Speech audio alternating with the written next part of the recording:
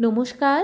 আজ আমি জিভে জল আনা স্বাদে নারকেল দুধ ছাড়াই চিংড়ি মাছের মালাইকারি রেসিপি আপনাদের সঙ্গে শেয়ার করছি।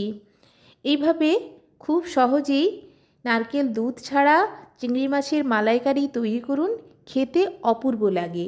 প্রথমেই পরিষ্কার জলে চিংড়ি মাছ ধুয়ে নিয়ে পরিমাণ মতো লবণ হলুদ ভালো করে মাখিয়ে নিচ্ছি।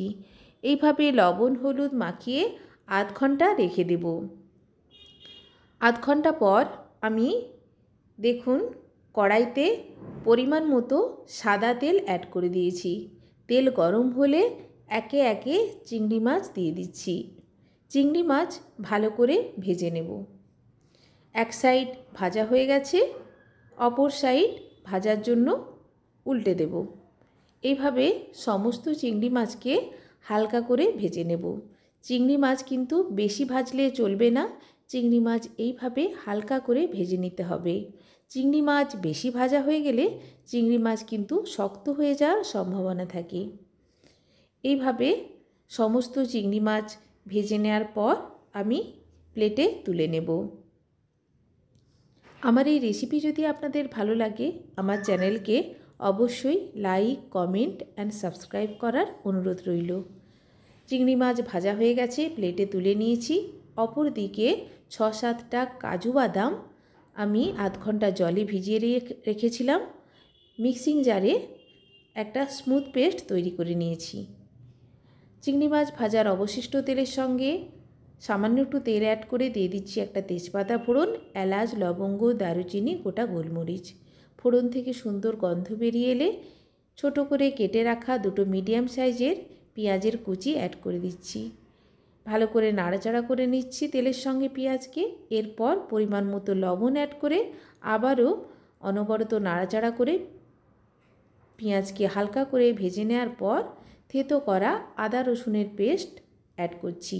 5-6টা গোটা রসুন, 1 ইঞ্চি মতো আদা থেতো করে অ্যাড করেছি। ভালো করে রসুন ও আদাকে ভেজে নিতে হবে। রসুন আদা ভালো করে ভাজা হয়ে গেলে মিডিয়াম সাইজের কেটে রাখা টমেটো অ্যাড করে দিচ্ছি। টমেটোকেও ভালো করে ভেজে নেব যতক্ষণ পর্যন্ত না টমেটোর কাঁচা গন্ধ চলে যায়। এইভাবে ভাজতে ভাজতে দেখবেন টমেটো নরম হয়ে আসবে, যেহেতু এখানে লবণ অ্যাড করা আছে। অপর দিকে প্লেটে গুঁড়ো মশলা নিয়ে নিয়েছি। 1/2 চামচ ধনের গুঁড়ো, 1/2 চামচ জিরের গুঁড়ো, পরিমাণ মতো হলুদ ও 1/2 চামচ মতো Kashmiri red chilli powder. Kashmiri red chilli powder add করেছি কালারের জন্য। এরপর গুঁড়ো মশলা দিয়ে দিয়েছি। অনবরত নাড়াচাড়া করে মশলাকে খুব ভালো করে কষিয়ে নিতে হবে। মশলা ভালো করে কষিয়ে রান্না করলে তবেই মালাইকারির টেস্টটা কিন্তু ভালো হবে। অবশ্যই মশলাকে ভালো করে কষিয়ে নিতে হবে। অপর দিকে 1/2 কাপ দুধ নিয়ে নিয়েছি। দুধ অ্যাড করে দিচ্ছি পেস্ট করা বাদামের ওপর। ভালো করে মিক্সড করে নিচ্ছি। আমি এখানে গরুর দুধ ব্যবহার করেছি, আপনারা চাইলে মিল্ক পাউডারও জলে গুলে অ্যাড করতে পারেন। নর্মাল টেম্পারেচারে রাখা দুধ ব্যবহার করেছি। দুধ ও কাজু বাদামের পেস্ট দিয়ে দিচ্ছি। এরপর মশলাকে আবারও ভালো করে কষিয়ে নেব। দেখুন ভালো করে নাড়াচাড়া করে নিচ্ছি।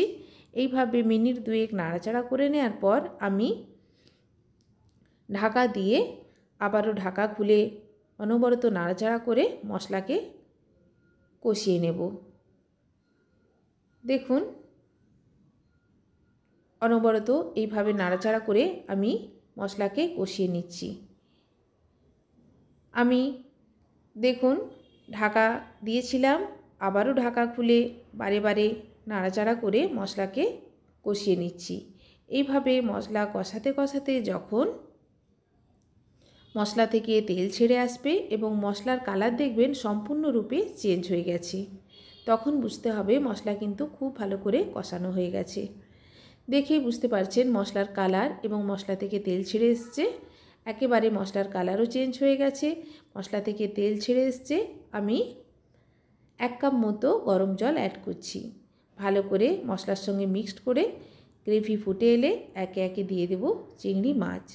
চিংড়ি মাছ দেওয়ার পর মিনিট 2 ফুটিয়ে নেব, যাতে করে মশলার ফ্লেভারটা মাছের মধ্যে খুব ভালো করে চলে আসে। মিনিট 2 এইভাবে ফুটিয়ে নেওয়ার পর ওপর থেকে ছড়িয়ে দিচ্ছি ফ্রেশ ধনেপাতা ও 2 আধখানা করা 2টো কাঁচা লঙ্কা। এরপর আর ফোটাবো না, গরম গরম সাদা ভাতের সঙ্গে সার্ভ করব। খেতে দুর্দান্ত হয়েছিল। রেসিপি অবশ্যই ট্রাই করবেন। রেসিপি ভালো লাগলে চ্যানেলকে লাইক, কমেন্ট অ্যান্ড সাবস্ক্রাইব করার অনুরোধ রইল।